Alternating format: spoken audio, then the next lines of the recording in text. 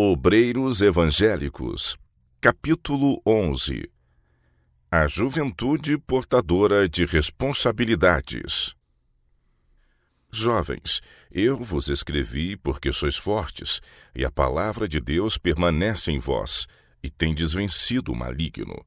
1 João 2,14. Para que a obra possa avançar em todos os ramos, Deus pede vigor, zelo e coragem juvenis.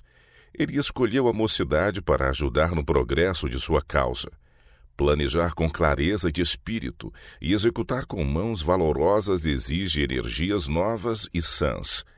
Os jovens, homens e mulheres, são convidados a consagrar a Deus a força de sua juventude, a fim de que, pelo exercício de suas faculdades, mediante vivacidade de pensamento e vigor de ação, possam glorificá-lo e levar salvação a seus semelhantes.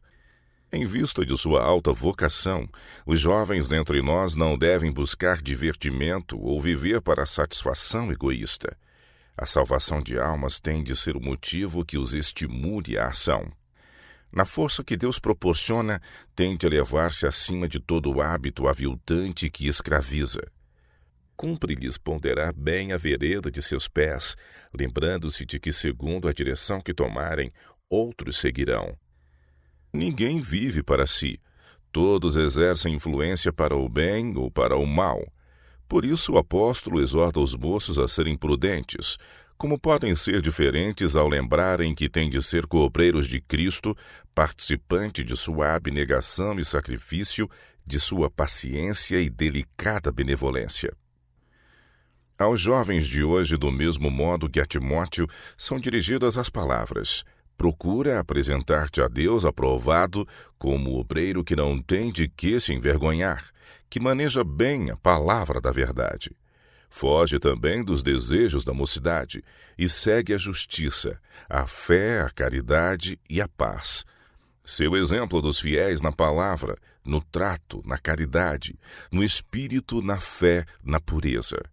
2 Timóteo 2, 15 e 22 e 1 Timóteo 4, 12.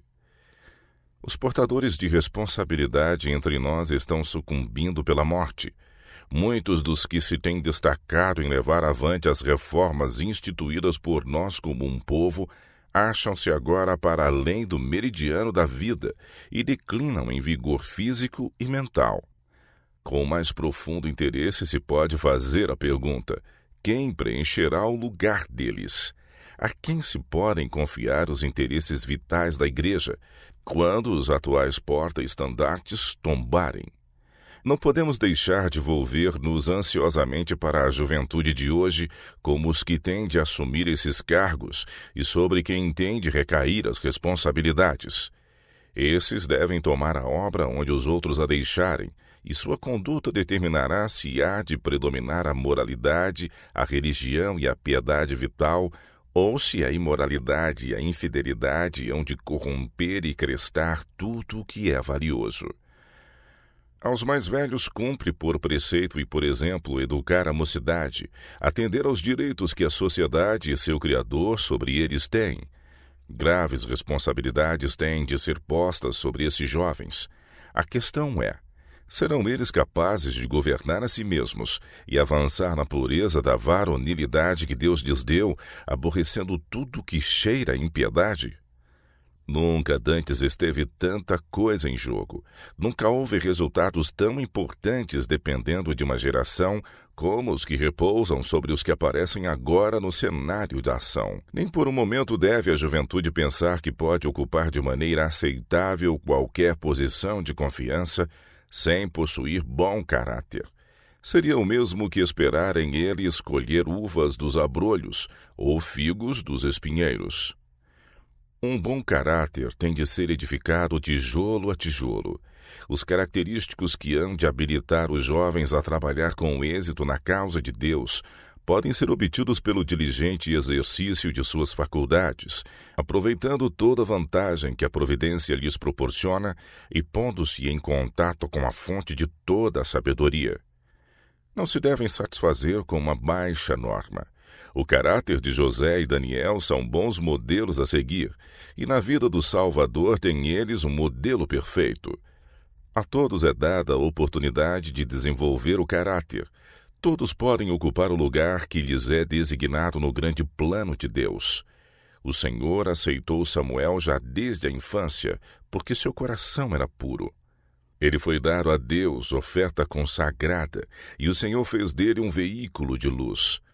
Se a juventude de hoje se consagrar como fez Samuel, o Senhor a aceitará e a empregará em sua obra. E ser-lhes-á dado dizerem a respeito de sua vida, juntamente como o salmista: Ensinaste-me, ó Deus, desde a minha mocidade, e até aqui tenho anunciado as tuas maravilhas. Salmos 71, 17. A necessidade de preparar obreiros. Em breve tem a mocidade de tomar as responsabilidades que estão agora sobre os obreiros mais velhos. Temos perdido tempo negligenciando proporcionar aos moços uma educação sólida e prática. A causa de Deus está continuamente progredindo e devemos obedecer à ordem. Avançai. Necessitam-se homens e mulheres jovens que não sejam governados por circunstâncias, que andem com Deus, que orem muito e envidem fervorosos esforços para adquirir toda a luz que possam. O obreiro de Deus deve desenvolver no mais alto grau as faculdades mentais e morais com que a natureza, o cultivo e a graça de Deus o dotaram, mas seu êxito será proporcional ao grau de consagração e abnegação com que o serviço for feito, de preferência aos dotes naturais ou adquiridos. Fervoroso e constante esforço para adquirir habilitações é coisa necessária, mas a menos que Deus coopere com a humanidade, nada de bom se pode realizar. A graça divina, eis o grande elemento do poder salvador. Sem ela, todo o esforço humano é inútil. Sempre que o Senhor tem uma obra para ser feita, Ele chama não somente os oficiais dirigentes, mas todos os obreiros. Ele está atualmente pedindo jovens de ambos os sexos, que sejam fortes e ativos de mente e de corpo. Deseja que tragam para o conflito contra os principados e potestades e as hostes espirituais da maldade nos lugares celestiais as forças frescas e sãs de seu cérebro e corpo. Mas eles precisam receber o necessário preparo. Estão se esforçando por ter entrada na obra alguns jovens que não têm para ela nenhuma aptidão. Não compreendem que precisam ser ensinados antes de poderem ensinar. Apontam para homens que com pouco preparo têm trabalhado com certo êxito. Mas se esses foram bem-sucedidos foi porque puseram na obra alma e coração. E quão mais eficientes haviam de ser seus labores se tivessem recebido primeiramente o devido preparo. A causa de Deus necessita de homens eficientes. A educação e o preparo são considerados essenciais para a vida de negócios. Quanto mais essencial é um inteiro preparo para a obra de apresentar ao mundo a última mensagem de misericórdia. Esse não pode ser adquirido meramente por se sentar e ouvir pregações. Nossos jovens devem, em nossas escolas, ter responsabilidades para com o serviço de Deus. Devem ser inteiramente exercitados por mestres de experiência. Devem fazer o melhor emprego possível de seu tempo no estudo e pôr em prática os conhecimentos adquiridos. Estudo e trabalho árduos são exigidos para tornar um ministro bem-sucedido ou dar a um obreiro êxito em qualquer ramo da causa de Deus. Coisa alguma senão constante cultivo há de desenvolver o valor dos dotes que Deus outorgou para sábio aperfeiçoamento. Grande dano é causado aos nossos jovens com permitir-se-lhes que preguem quando não têm suficiente conhecimento das Escrituras para apresentarem nossa fé inteligentemente. Alguns que entram no campo são noviços nas Escrituras. Também a outros respeitos são incompetentes e ineficientes. Não podem ler a Bíblia sem hesitação, pronunciam mal as palavras, misturando-as de maneira que a palavra de Deus é prejudicada. Os que não sabem ler corretamente devem aprender a fazê-lo e tornar-se aptos para ensinar antes de tentar pôr-se perante o público. Os professores em nossas escolas são obrigados a aplicar-se acuradamente aos estudos a fim de se prepararem para instruir a outros. Esses mestres não são aceitos antes de haverem passado por um exame rigoroso e suas aptidões para ensinar sido provadas por juízes competentes.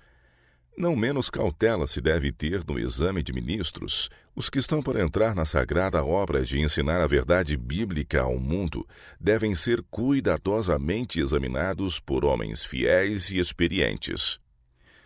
O ensino em nossas escolas não deve ser como em outros colégios e seminários. Não deve ser de qualidade inferior. O conhecimento essencial para preparar um povo a fim de subsistir no grande dia de Deus tem de tornar-se o tema todo importante. Os estudantes devem habilitar-se para servir a Deus, não somente nesta vida, mas também na futura. O Senhor requer que nossas escolas habilitem estudantes para o reino a que se destinam. Assim estarão eles preparados para se unir à santa e feliz harmonia dos remidos.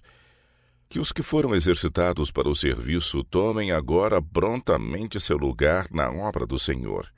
Necessitam-se homens que trabalhem de casa em casa. O Senhor requer que se façam decididos esforços nos lugares em que o povo nada sabe das verdades bíblicas. Cantar, orar e ler a Bíblia nas casas do povo é coisa necessária. Nossos dias são exatamente o tempo em que se deve obedecer à comissão, ensinando-as a guardar todas as coisas que vos tenho mandado. Mateus 28, 20. Os que fazem essa obra devem ser versados nas Escrituras. Está escrito, deve ser sua arma de defesa. Deus nos tem dado luz sobre sua palavra, a fim de que a comuniquemos a nossos semelhantes. A verdade proferida por Cristo há de tocar corações. Assim diz o Senhor, cairá nos ouvidos com poder, e ver-se-ão frutos onde quer que seja feito um serviço sincero.